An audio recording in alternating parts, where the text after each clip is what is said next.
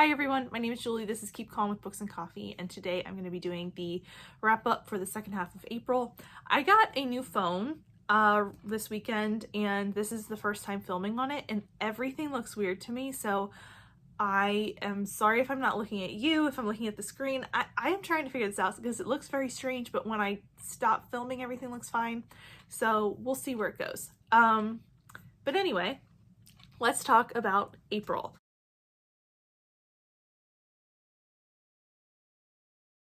So I am happy to report that I passed most of my classes for the Magical Readathon and read quite a bit for Team Enya. I am giving myself a little bit of grace to extend my semester a couple of days for the Magical Readathon because I am halfway through my last book, and honestly I had to work a lot this month, and G is very flexible with the rules of this readathon, basically make it what you need it to be, and so I am going to say that I have gotten an extension on this semester and so that I can finish up my very last book. But anyway, let's talk about the books that I read in the second half of the month. First book I'm going to talk about today is Fate's Edge by Ilana Andrews. This is the third book in the Edge series, and I have been buddy reading this with a friend recently, and this is like I said, the third book. In this we follow Audrey, who is the daughter of a sort of criminal family. She has worked for people who smuggle things, who steal things for years, and she is trying to create a stable and legal life for herself. And her dad comes to her asking for one more job to help out her brother. And Audrey says, fine, I'll do this, but after this we aren't family anymore.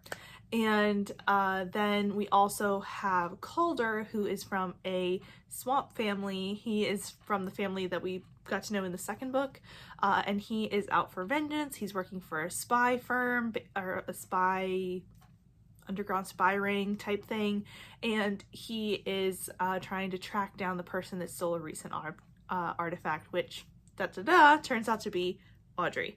And the two of them end up having to work together to sort of recover this object before the enemy does. I really liked this book. The main two characters were like probably my favorite two so far in this series. I just really liked their chemistry. It took a long time for them to kind of come together. Like the first 100 pages, I think, of this book are them individually, so we get to know them pretty well, and then we get them together and then working together towards a goal together, and then I think the romance was a little rushed at the end, but overall I did like it. I don't think I would have liked this as much if I had read it physically as I did audiobook, because I could kind of be doing other things while I listened to it, and then I wasn't as bored by those sections where they weren't together, and while I felt like we were still going in circles a little bit like I did in the second book, it wasn't quite as much as in the second book. So I liked this one markedly more.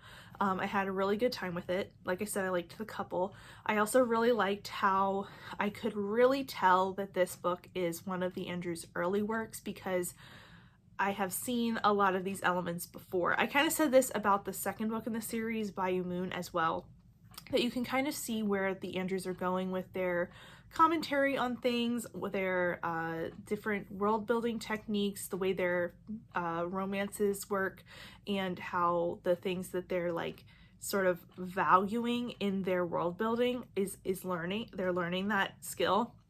It's not quite 100% there, but it's definitely getting better, and I really liked it in this book, and I can see that this has the seeds of their skills in it. Next up is another Ilana Andrews book, and this is Sweep of the Blade. This is the fourth book in this series. I read One Fell Sweep earlier this month, and I followed it up with Sweep of the Blade. This is the fourth book in which we follow Maud, who is the main character from the other book's sister. And we follow her off of Earth to a vampire world where she is following a vampire to his home because they are interested in one another, but Maud has had a lot of really traumatic experiences, and she's not sure if she wants to hook up with another vampire, basically. So Maud and her daughter go to the home planet to sort of test the waters and test out Arland and see if they think they can be a match for one another. I love this book so much.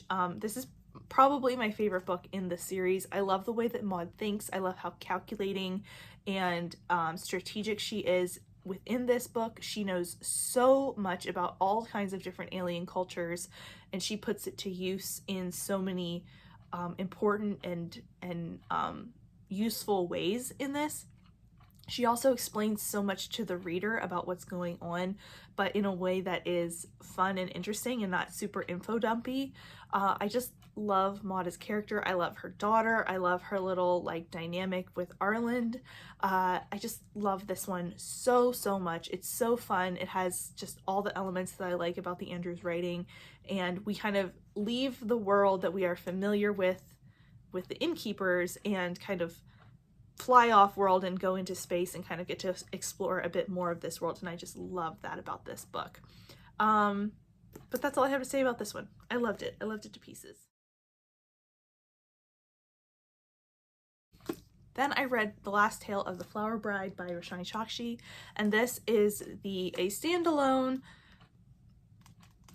I don't know, I don't want to call it a fantasy because I think this book is marketed incorrectly. I don't think it's a fantasy. I think it's a little bit magical realism, in which we follow Indigo, who is a young woman who, we have dual timelines. One where we're following Indigo's bridegroom as he marries Indigo and kind of sees his fantastical, beautiful wife and make a deal with him that he will not look into her secrets, he will not look into her past, and they can stay together. And also we follow the timeline of Indigo and her childhood friend Azure as they grow up and sort of explore the house of dreams that Indigo's parents left her when they passed away. And they sort of explore this magical house as they grow up. This is really hard to review because I really loved elements of it and really disliked other parts. The parts that I did like were the atmosphere and the writing style. As far as I thought she wrote really beautiful sentences. I think the hardest part for me was that the atmosphere and everything carried me through the first 100 or 150 pages, and then it just started to fall apart for me. I might do a separate video about a review on this just because I wanted to love this so much, and I have a lot of thoughts about it, but overall I just think the author tried to do too much. I think she tried to include too many references. I think she tried to create too many plot lines. I think she just tried to pull a lot of different things into this book and create a lot of different threads for you to follow, but some of them just got lost. I think she needed to define exactly what she wanted to do with our characters a little bit more. Not a little bit, a lot more, because I just really only cared about one perspective in here, and found it difficult to think that the other one was essential up until the end. But yeah, I liked this.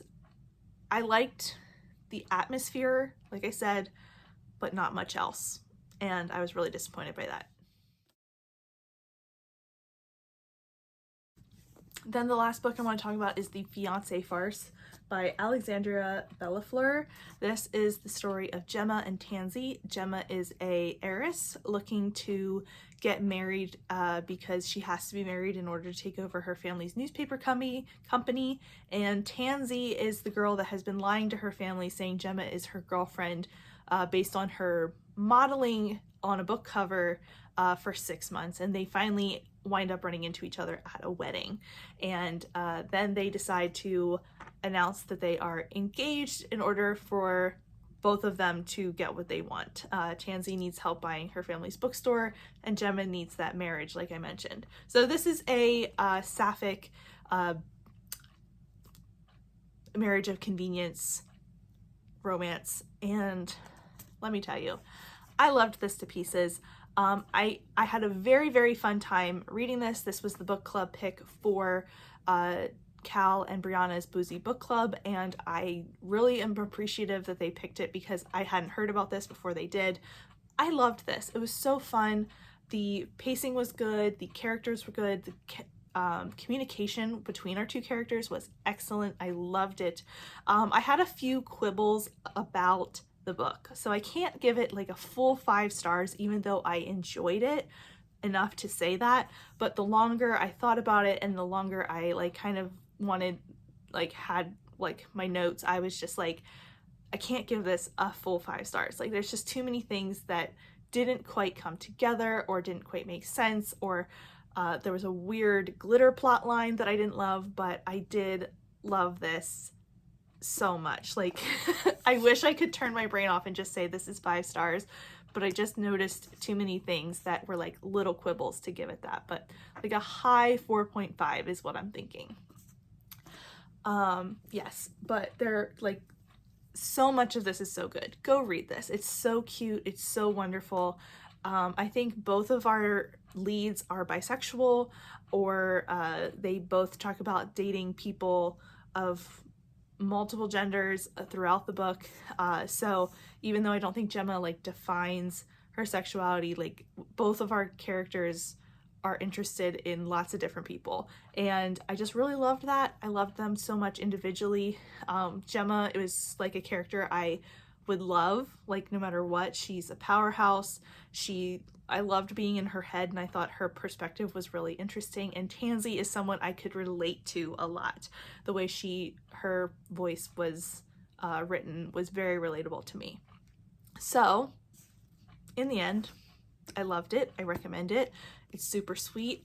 It could be a holiday romance, or you could read it right now. Like like there are mentions of the holidays in here, but it could absolutely be an any time of the year read. So whenever you read it, please read it. But those are all of my thoughts and everything I read in the second half of April. It went much smoother than the first half. In the first half, I felt like I was struggling to read even one book, but the second half went much better. I like really hit my stride with reading, and I've had a really good time doing it. But if you have any thoughts or feelings or want to share anything about anything I talked about today, I'd love to hear it down below. And if you want to see me again, go ahead and hit that subscribe button. Thank you so much for watching, and I will see you next time. Bye!